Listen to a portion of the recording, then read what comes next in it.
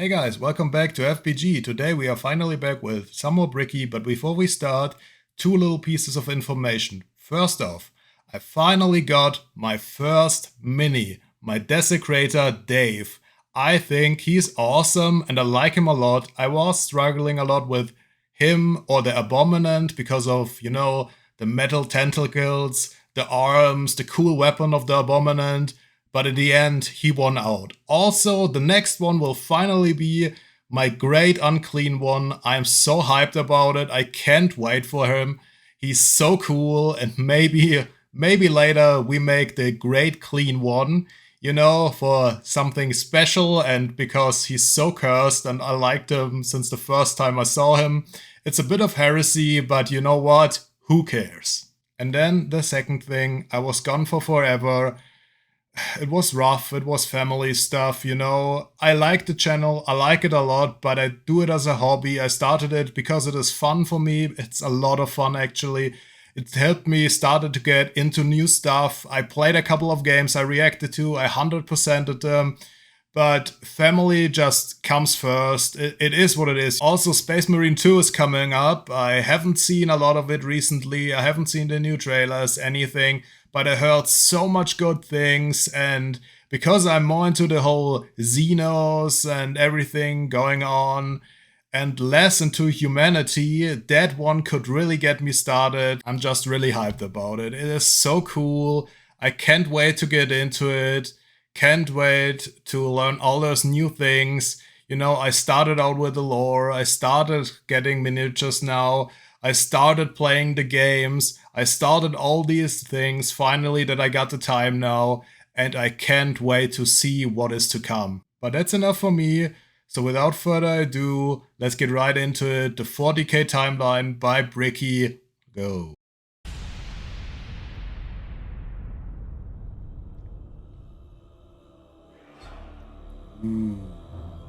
The age of knowledge and enlightenment has ended. The age of darkness has begun. How it should be. How it should be. Roughly 60 million years ago, there existed aliens. And these No way. aliens lived short, painful lives. They belonged to radiation-stricken Necrons, worlds right? and often died of various cansers before the age of 30. These And a different aliens, name. the Necron tier, looked up to the stars and found extreme beings of real power. Beings with the ability to create life. The Old Ones of the galaxy. They asked these Old Ones for help. Please cure us of our ailments. To which the Old Ones said, piss off. So the Necron tier gathered together and did the sensible thing. Classic. They declared war upon these old beings Why and were would they? promptly beaten into the dirt back to their short, painful lives. In the world of Warhammer, there is a hell. This hell is not like you and I know it. It's more of an afterlife, a place where dead souls end up. This place has many names: the Empyrean, the Sea of Souls, That's the warp, right? Immaterium, and the Ether. But mostly, we just call it the Warp.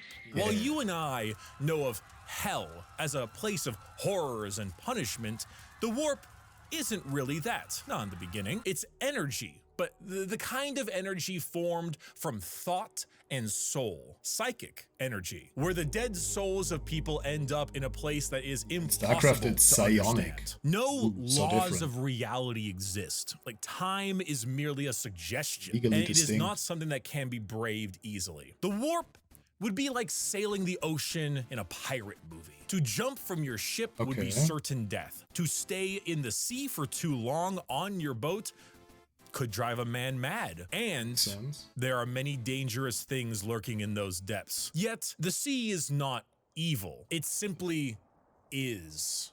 Trilogy, the first There are three more movies were malevolent beings in those waters, areas that you do not sail towards. This would be known as the realm of chaos. The realm of chaos exists in the warp as a special area led by three Okay, one question to you guys. I don't fully get it. I watched this video right now after I haven't looked into lore all that much. I wanted to do it on this channel, not by myself, all of that. I want to read a little bit, but if there's, lore videos, cool stuff, I want to do it on this channel now that I got the time back. But a big question I had is there is this chaos realm where the chaos gods reside, and there's the warp. Is it like, he said it's like the sea. So is it like an island in the sea? Or is it, just like half the sea? Is it like a tiny, tiny piece of the warp? Like a floating island basically on top of the warp? Or is it something like, yeah, I don't know how to say it better, like it's half, or it's a massive part of the warp, or just like a tiny fraction island, and the rest is just the warp warping around, all the energy going wild, and not really any, construct maybe. Or is it more like a pocket dimension, that sort of stuff? Chaos gods. Khorne, the god of combat, murder, and slaughter, with a pile of souls taken in his name. Tzeentch, god of change, mystery, and deceit, a confusing paradox of lies, schemes, and sorceries. And Nurgle, god of rot, I love him. And He's my favorite. Impact. All things rot in the end. And Grandfather Nurgle is waiting for you. Was that some kind of meme? Is that... What was that? I don't get it. Why Genshin Impact? With open arms. These gods ruled their respective realm in the warp, sending their many followers against each other in the great game to be the most powerful of all the gods. So the warp exists. Hell is real, parallel to our galaxy, with the realm of chaos and its gods fighting for control. But there are also gods of real space, gods of the normal world too. They're called Catan, and they eat stars. Do you think like Galactus? God stays in heaven because he too lives in fear of what he's created? I thought there were, these guys, they put like, the Necrons put them in like batteries, but are they huge? Like, if they eat stars, are they fucking enormous like Galactus? Or I don't get something here. These star gods saw the plight of our poor Necron tier and how the old ones cast them aside and said, you know what? You guys want immortality? Oh, we will make it happen. We are the gods of the tangible, of real space. We can give you a cure. So then they ate all their souls. Yeah, I remember that part.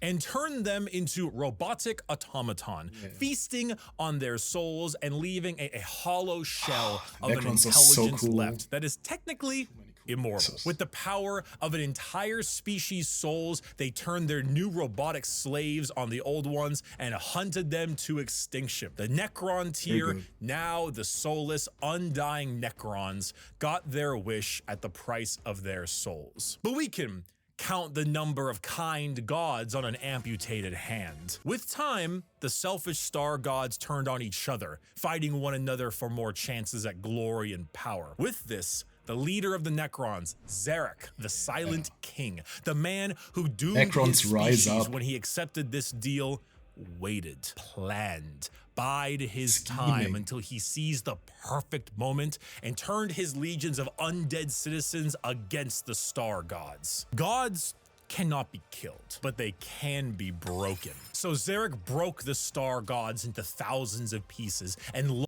So just little question.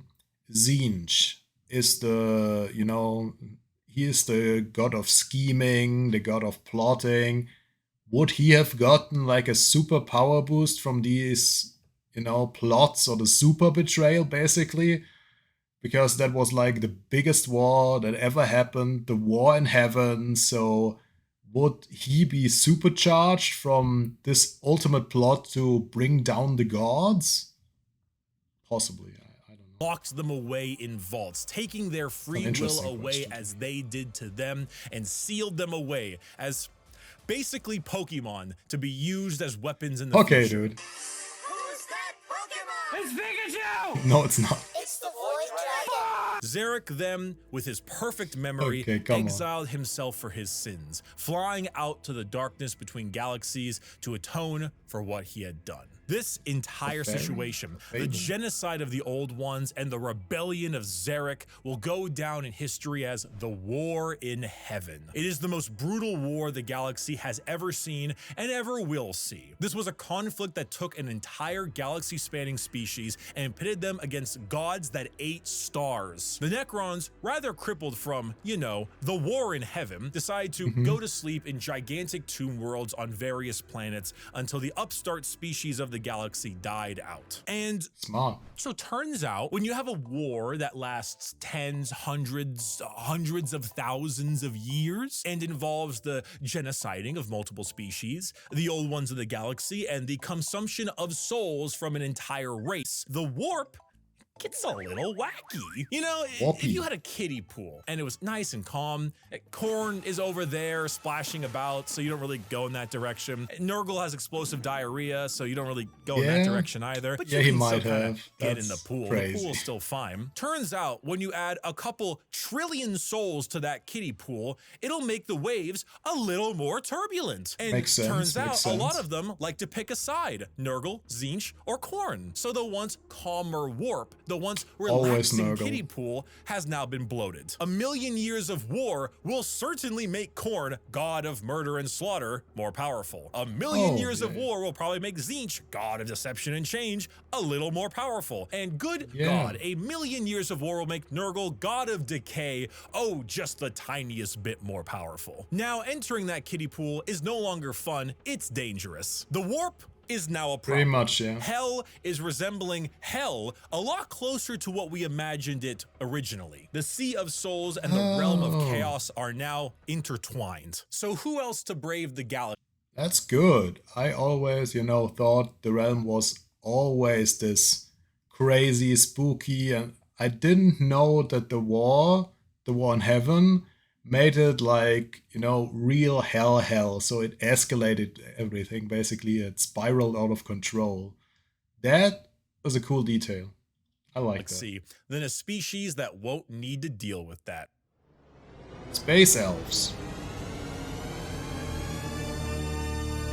The Eldar are space elves. They have a lot of the traits that you probably think of when you think of elves. Tall, slender, pointy ears, bit more androgynous looking, no matter what DeviantArt will tell you, and a bit stronger on the emotional side. The Old Ones, as I mentioned, could create life. And when they were getting, absolutely bodied by the Catan and the Necrons, they made some new races to try to help them. One of them was the Eldar. It didn't save them, but that reminds me a lot of the Xel'Naga from, Starcraft, because they made the Eldaris, as far, as I remember, as well as the Orcs, or it wasn't the Orcs back then, but the Orcs. And the Xel'Naga made the Zerg and the Protoss as the purity of the body and the essence. And they are kind of similar, a little bit, not fully, you know what I mean. But one is, the body, perfect body, everything. And the other one is super essence, super powerful, everything. Not fully, it's more like mind and body. But who cares? It's just sidetracked. They're here now anyway. Oh, and also the Orcs, but they're busy right now.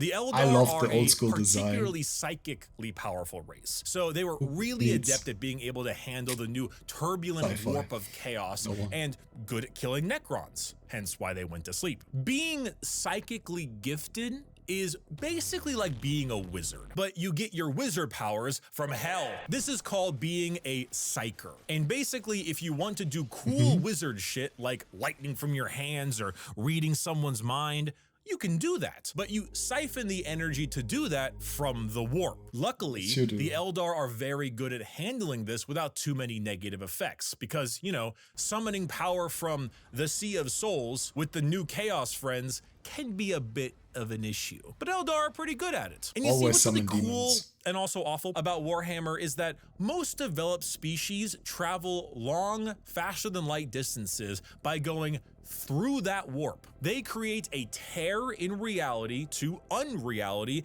and move through it. Faster than light travel?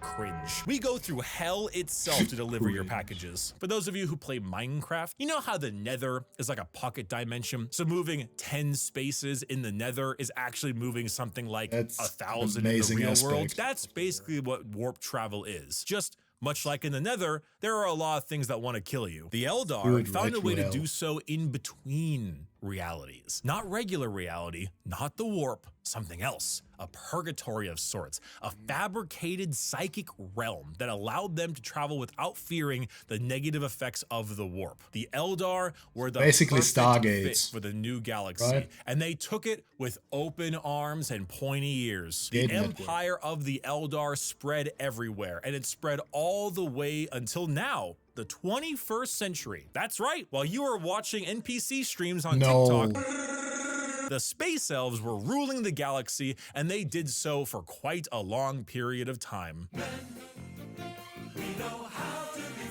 The Family 21st Guy. century came and went. Humanity grew and grew, all under the nose of their elf overlords. At this time, humans advanced, your classic sci-fi style way. We began to expand, colonize our solar system, terraformed our planets, created new and more powerful machines and starships. The age of Terra, also known as Earth, but we call it Terra here, was here and existed between Makes the sense. 21st century. You know, I never liked that in StarCraft it's called Earth, but you say Terrans. That just makes no sense. I know that Terra is another word for Earth, you know, but it just is stupid. I don't know. I don't like it. All the way until the 15th millennia. Not much is known about this time. Not much needs to be known. Humanity grew up, sought the stars. It's classic. Then came the years between 15,000 and 25,000, the age of technology, or to some, the dark age of technology. This is when humanity reached a new apex of technological understanding. When you think of sci-fi, there's a lot of things you can think of. Star Trek, maybe Star Wars style. You can go cyberpunk dystopian. The age of technology was deep Cyberpunk was so sci-fi, good, I played. a scientific prowess that fringed on magic. This is also when the first ever psychers began showing up in humanity. Individuals with the genetic mutation to be able to access the warp and then, because of that, travel through it. Humanity made. was no longer constricted to their early ways of travel. With warp travel, they could go anywhere in the galaxy. They equipped ships with gigantic AI machines, with everything you would ever need to know about mankind, and sent them out on colony ships to expand their influence across the galaxy. And this was truly the golden age of humanity. And with every golden age, Griffith? there is a fall. While the new human upstarts of the galaxy were reaching new levels of technology and prowess, the Eldar were engaging in Debauchery. What happens when a species has everything? You can produce unlimited food out of nothing. Your need for farmers and workers, gone. You have dominated the stars and have created a fast travel system that doesn't rely on the dangers of the warp. You have Basically, nothing else to do. You bread have and no circuses. struggles, no Without problems, bread. and feel as if there is nowhere Right. else to go. Well, you begin to experiment. The Eldar started harmless enough. You know, you take a serious interest in your species' culture, your arts, paintings, poems, plays. These are Eldar, elves, remember? Their emotions are heightened, more powerful than us humans. So your plays get louder. They start to push on the limits of your hearing ability. That's a little scary, you know, like the modern media. You need more and more and more to entertain you, and you want more extreme content and crazier content, more content, always more. And then we're heading that way. I'm scared.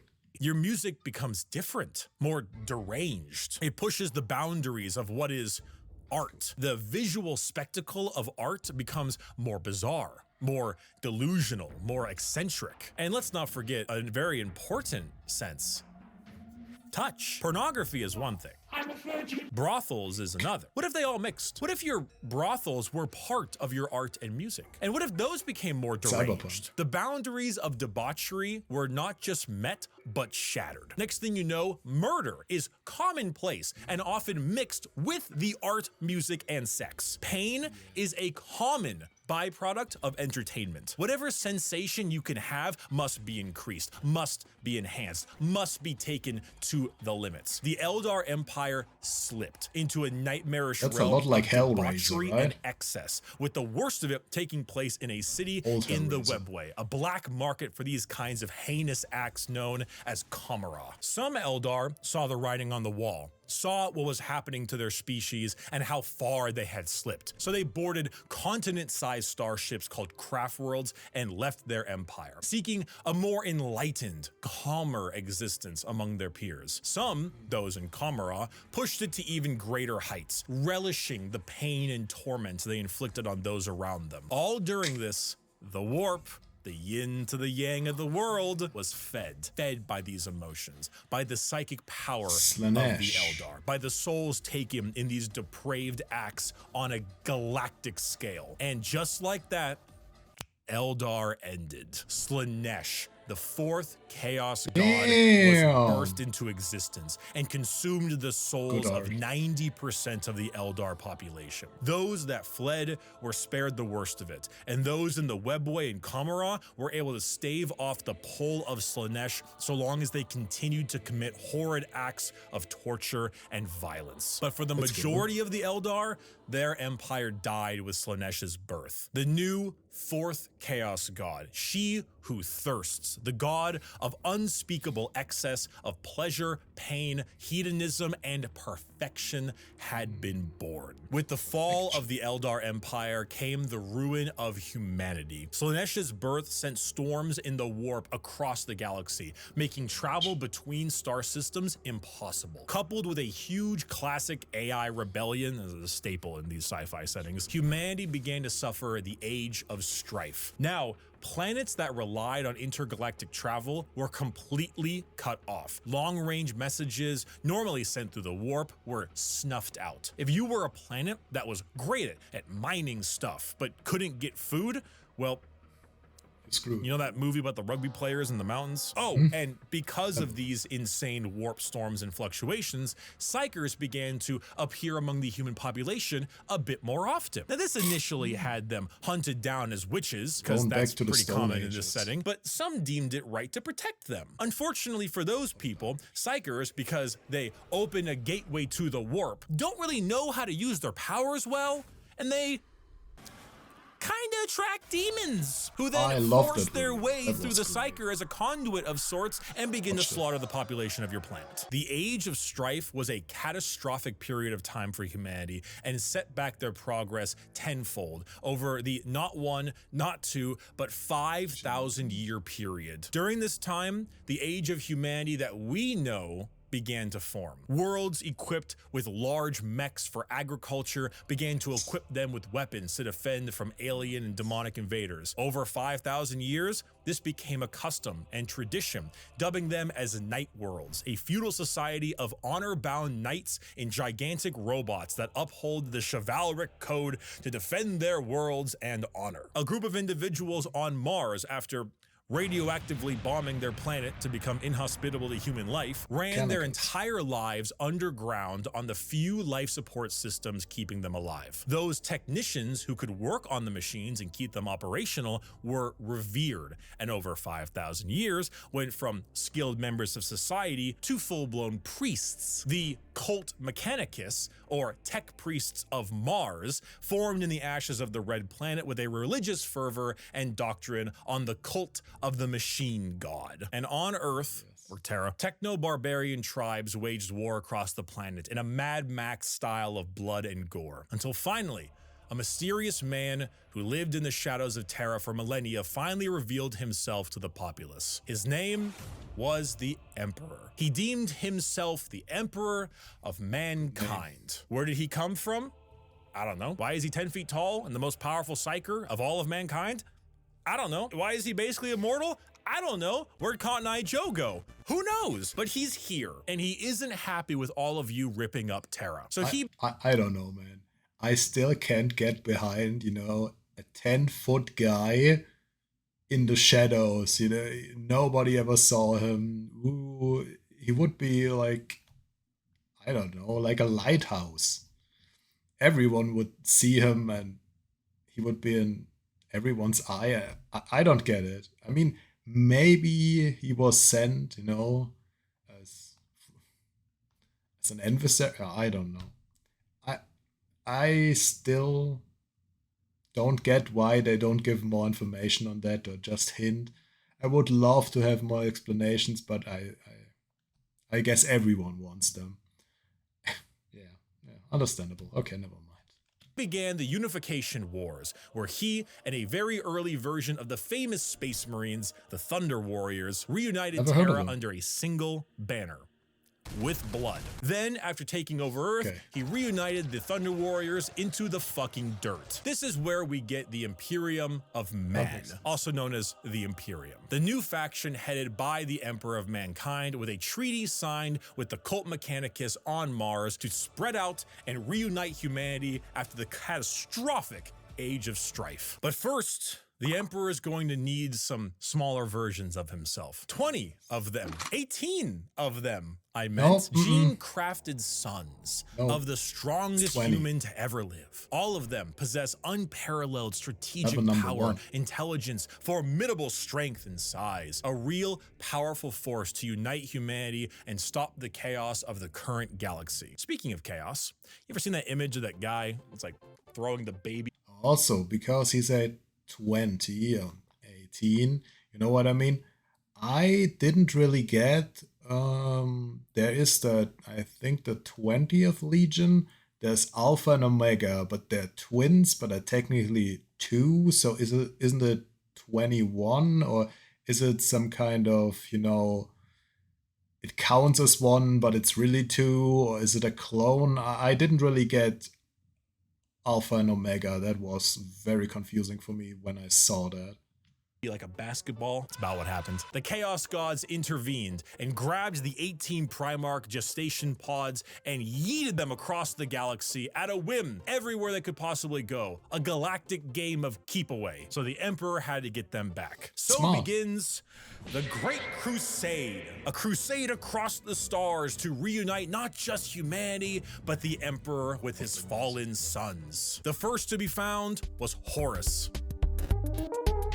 One of the strongest and most noble sons. The Emperor carried with him a legion of newly crafted warriors with genetic material made from their Primarch father. These are the newly made Space Marines. For Horus, his were the Luna Wolves. And as the Emperor continued on his great crusade, he found more and more of his sons, reuniting them with their individual Space Marine legions. Leman Russ, the cunning hunter with the Space Wolves. Rogel Dorm, the Phalanx with the Imperial Fists. Angron, the Barbarian, the very angry with his World Eaters. Fulgrim, the Perfect with his Emperor's children. And Jagatai Khan, the Swift, the Stoic, and his white scars. Those were just some of the 18, and one by one his lost Primarch sons were returned to him, and their Space Marine legions returned to them. The Great Crusade saw humanity once again reconquer the stars,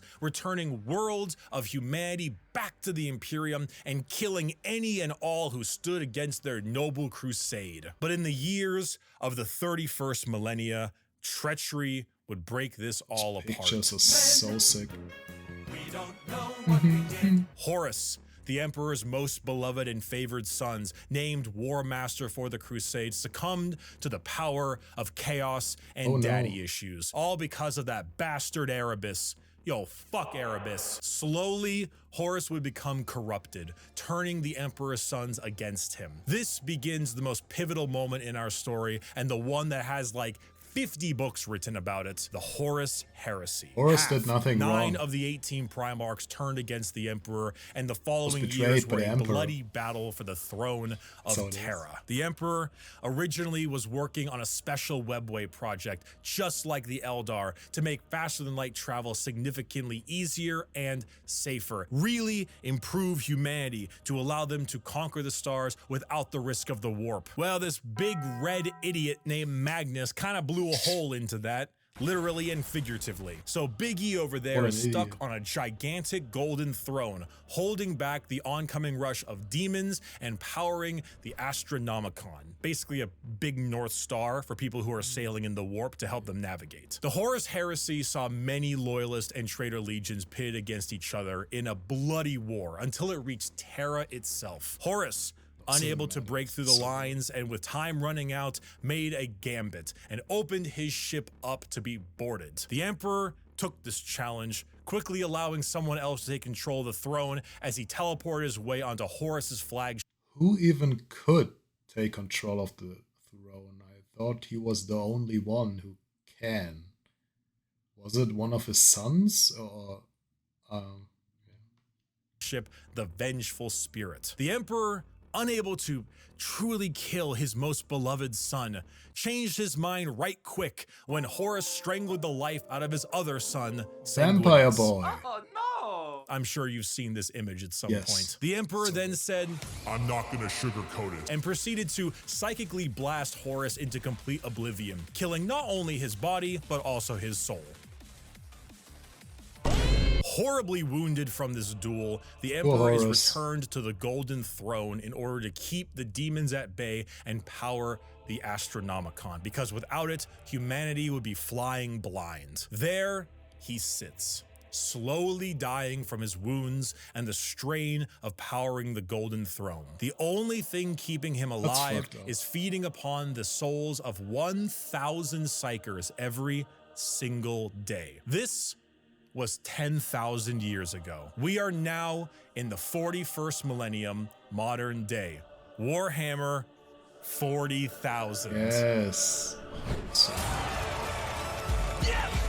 The Emperor remains on his throne. The Imperium is a rotting carcass of an empire, a fascist, xenophobic cult that worships the Emperor as a deity despite him never wanting to be seen as a god. Over the span of 1 million worlds, the Gigapope. ecclesiarchy, the church of the Emperor, is spread throughout. Inquisitors with unparalleled power root out any sign of heresy or lack of devotion to their god Emperor. The other half of the traitor legions move about as Chaos Space Marines, raiding and pillaging the Imperium, while the loyalist half does their best to keep the Empire alive. All throughout this, they must endure Orc invasions, Eldar trickery, the Mushrooms. reawakening of the Necron race, and the Great Devourer, the newest tyrannid threat from the darkness between galaxies that has arrived to feast Only on good their ones. worlds.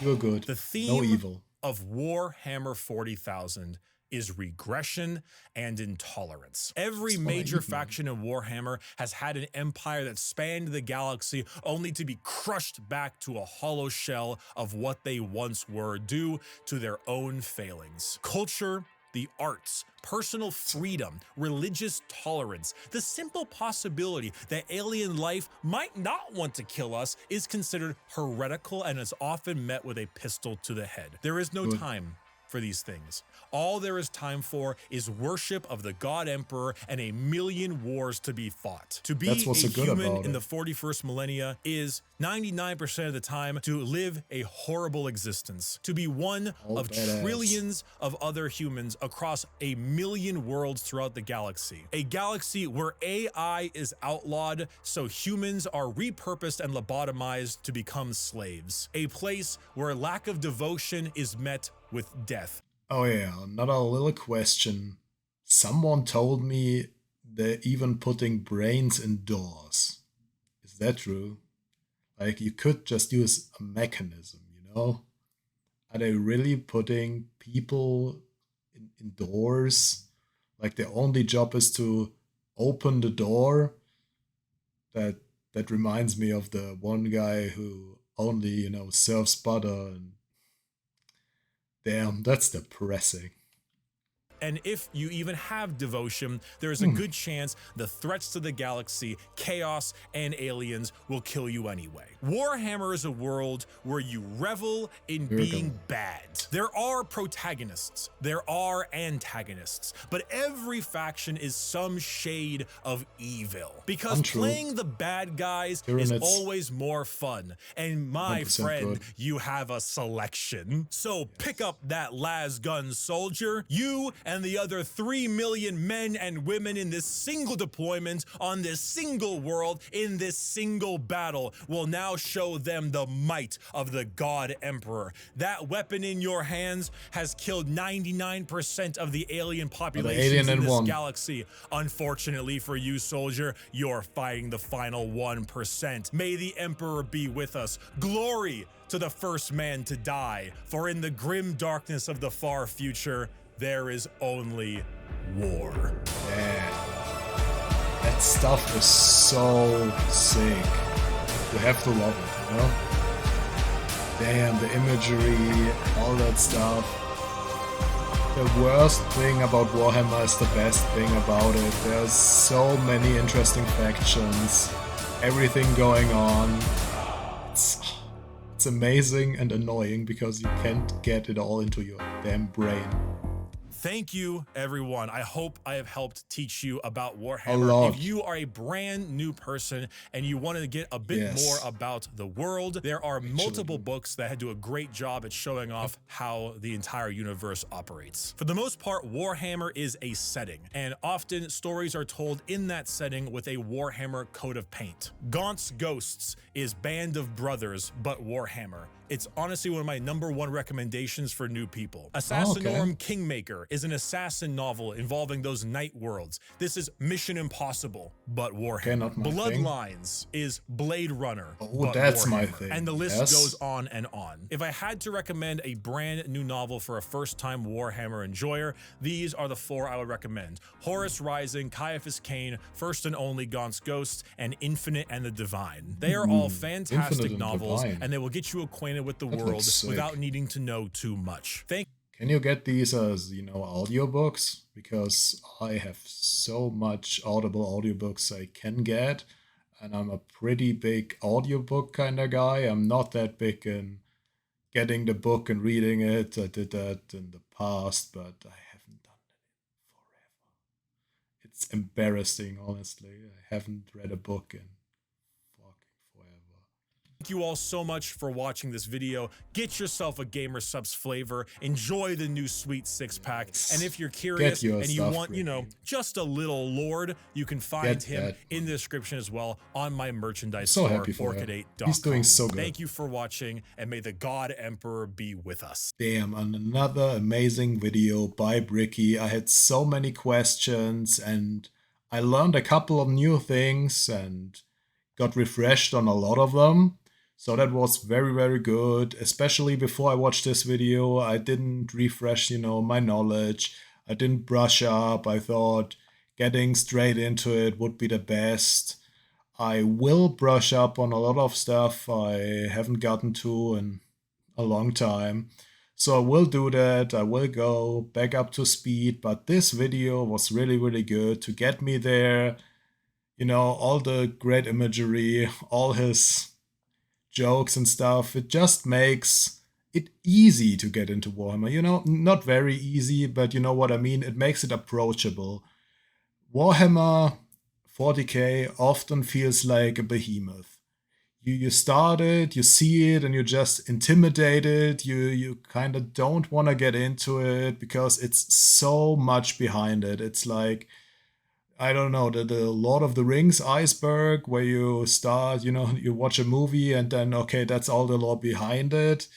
All the stuff, the worlds behind it, all of that stuff going on. And that's just a fraction, you know, a fraction of what just Warhammer has. It's honestly amazing how much there is to know about Warhammer. But it also makes it hard, intimidating. I don't know, it's just... It feels rough to get into it. Then the figures, very costly, you know. It isn't easy. It isn't, I don't know, it's just hard. It feels unapproachable from the outside, I would say. That is what I heard from a lot of people when I asked them if they know what Warhammer is or have they heard of it, what do they think about it. I hear often unapproachable or so big, I don't really have a clue, or someone has played a game about it, doesn't even know because of the licensing and how that works.